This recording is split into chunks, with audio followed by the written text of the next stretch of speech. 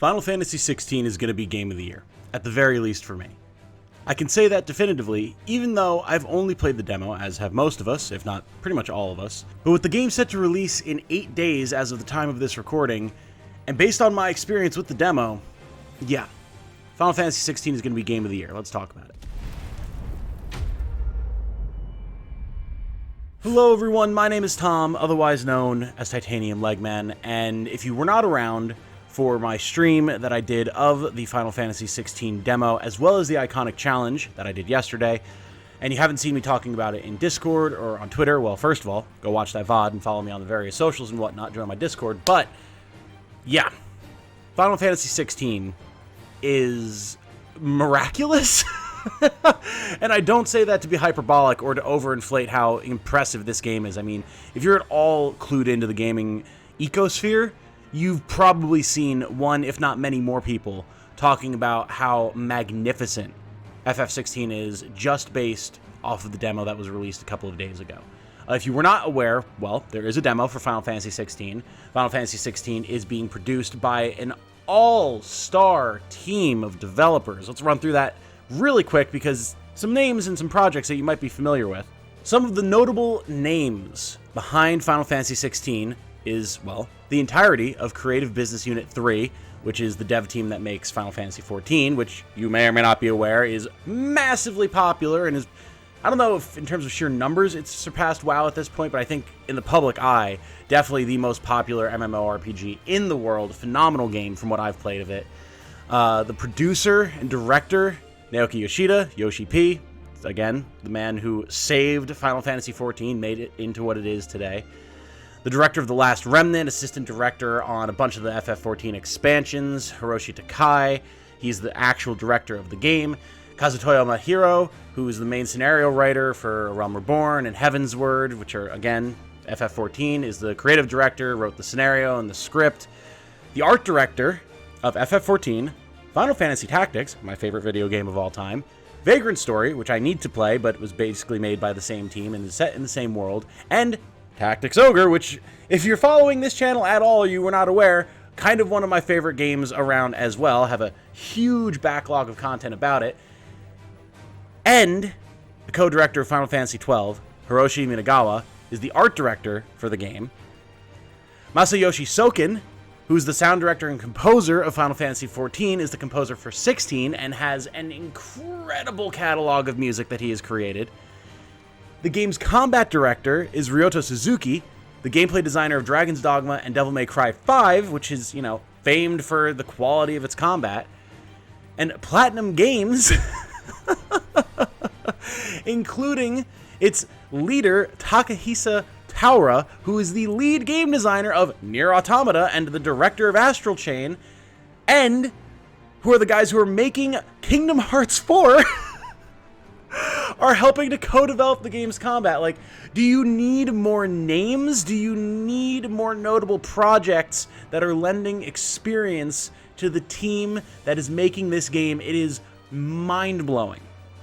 So many of my favorite games and my favorite gaming experiences have at least partially, if not entirely, come from the hands and minds of these individuals and their teams. And to see them all together making one cohesive project in Final Fantasy in general, I mean, I don't really know what else I have to say.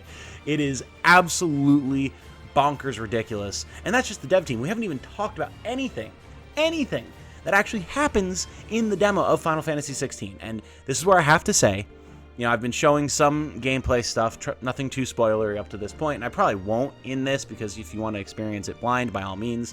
But, like, if you have a PS5 and you have the capability to go download this demo and play it, do it. It's about 2.5 hours for the first part and then probably another hour and a half for the second part. And, I mean, this is another Elden Ring situation, basically. You've got people who have zero interest in Final Fantasy, have not been following Final Fantasy XVI at all, have just seen the hype that this demo has been generating, go and play it, and are like, I'm in.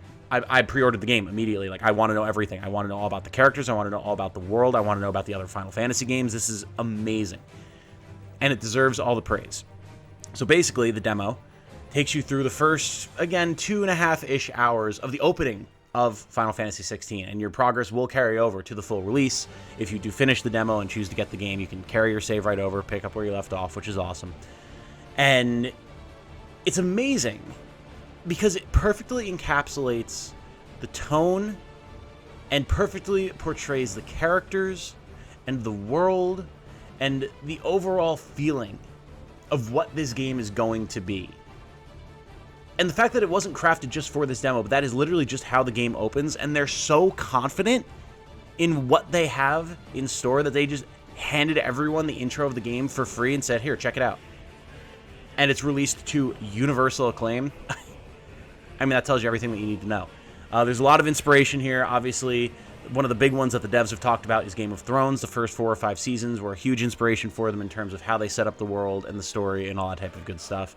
Obviously, you're going to have a massive amount of influence from the games that these developers worked on previously. FF14, if you're familiar with FF14 at all, you're going to see a lot of familiar themes here. Final Fantasy Tactics, Vagrant Story, Tactics Ogre, with their depth of story and the seriousness with which they treat war and combat, while still incorporating that high magical fantasy, Final Fantasy feel. Absolutely phenomenal and apparent from the moment you start the game.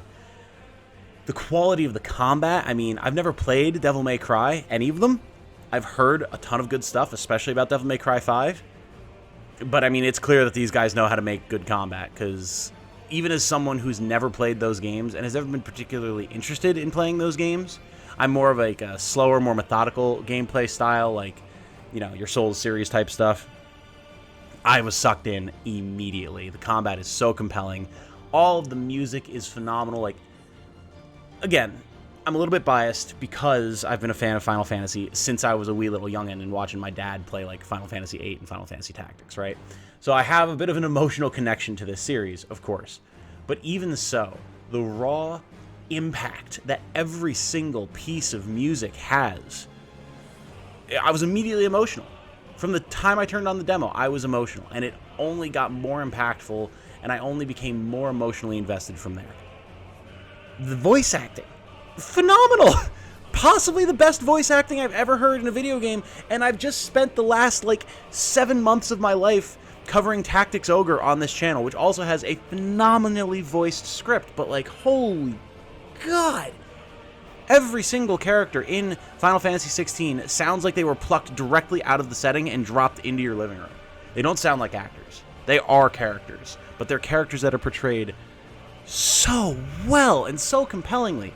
Even just the side characters, the little bits of dialogue you'll hear as you're running around the Duchy of Rosaria in the capital. Every single character feels like a person that you just happen to be running by and catching a snippet of their conversation. It's insane. And some of the really emotionally impactful stuff that happens at the end of the first part of the demo, oh my God. Clive's voice actor knocks it out of the park. And I haven't researched this myself yet, so take it with a grain of salt. But I've been hearing from people that this is his first VA role ever. I don't know the name of the individual. I have to look it up. I really should have before I started doing this, but I'm going in completely just emotionally, no script. I can't even imagine. I cannot imagine going into a role like this and bringing such power and emotion to it when you've got veterans of the voice acting industry who I love, but I couldn't even imagine coming close to that performance. It's it's insane. And I'm so amazed because I'm so used to AAA games anymore that put so much stock in the visual and the spectacle and sacrifice so much gameplay as a result. And yet I go into Final Fantasy XVI, just this demo, just the beginning, with the bare bones of what you're going to have available to you. You see in the iconic challenge, there's a lot more that you're going to have access to. It's wild. And already I can see the breadth and the depth of the gameplay systems, the care that's been given to make sure that it's fun to run around and explore areas and zones and maps that you're in. Even just in the very beginning where you've got linear tutorialization happening, it still doesn't just feel like you're stuck on a linear path. That's something that drove me insane with Final Fantasy 13. It's one of the things people talk about all the time. I know it opens up in the second half. I never played it. Probably never will at this point because I just fell off of that game super hard. But that does not happen here. And just passion is dripping from every pore of this game. I know I'm like gushing about it to such a ridiculous degree, but it's incredible. It's incredible. Now, I watched Jane play the first half of the demo. Then the next day, sat down. She didn't have time to finish it the night that we got our PS5. Because, yes, we got a PS5 for this and Final Fantasy VII Rebirth. And I'm sure that we were going to be happy with our purchase because, oh my god. Sat down, and I played through the whole first half of the demo on stream. Expected that to be it and was already blown away. I was like, yeah, I mean, I was already going to get this, but now I'm definitely getting it. There's no way in hell that I'm not playing this and covering it on the channel. And then chat's like, oh, by the way, there's another whole second demo that you can go do. Like, what? And that was, man, if the first half of the demo shows you what the world and the characters and like the bare bones of the gameplay systems are going to be like and just lets you experience what this game is going to feel like for you to play from an emotional standpoint, from just a piece of entertainment engagement standpoint, then the Iconic Challenge, man, it lets you dig into the nitty-gritty of the mechanics of how this game is going to feel to play. And it is going to play, let me tell you. I don't know if there will be any comparison to any action game that I have played prior to this that will be able to even hold a candle to Final Fantasy XVI. It feels so incredible to play, and while the Iconic Challenge itself is kind of overwhelming at first, because they even say, like, they give you more tools in that than you would normally have at the point in the story at which the demo takes place, you will have that level of power. That's why they wanted to show people what playing the game is going to be like once the training wheels come off and you're just let loose. And boy, howdy. Man, it's going to be a lot. I'm incredibly excited. I can sit here gushing about this demo for ages. I shouldn't go on for too long because, I mean, this is just the demo. I got to do a first impression of the actual game when it comes out. But just the fact that I'm doing a first impression of the demo should tell you all that you need to know. So if you have the opportunity, go play it. If you don't have a PS4, or if, I should say, if you don't have a PS5, or you just are curious about what this looks like, I'll have my VOD for my stream linked in the description. You can check that out. Click through it, check out whatever it is that you want to see. It's the full demo is there. And yeah, I mean, June 22nd can't come soon enough, man, because that release is... I think it's going to be as impactful in the world of gaming as Elden Ring was, honestly. Not because it's going to set a new bar for what open world games can and should be in terms of polish and content and design, the way Elden Ring did. I think it's just going to set a new bar for AAA gaming in general, that a lot of companies and devs are going to feel like they need to match and are going to have a hell of a hard time doing. But I think that's going to be good for the industry as a whole. So I'm incredibly excited. I can't wait to get my hands on it. Sound off in the comments if you've played the demo and you have similar thoughts to mine. Let me know what you enjoyed the most about the demo, or if you maybe had some concerns or you're worried about the release in some capacity for whatever reason. Let me know that as well, because like, it's good to have that perspective. There might be something that y'all see that I don't, that I should know about to help me temper my expectations a little bit. Because right now, I mean, I'm in Saturn. My expectations are through the roof now after that demo. So I might need to be brought back down a little bit by you guys. But yeah, for now, going to call this one here. Thank you all so much for watching. I do very much appreciate it. My name has been Tom, otherwise known as Titanium Legman. Please leave a like on the video if you did like it. And if you want to see all of my content that I have coming for when FF16 comes out, please do make sure that you're subscribed and have the notification bell on as well, so that you know when I'm putting stuff out. But that said, I hope you all have a good night. Stay safe and healthy out there. And remember, be good to each other. Bye now.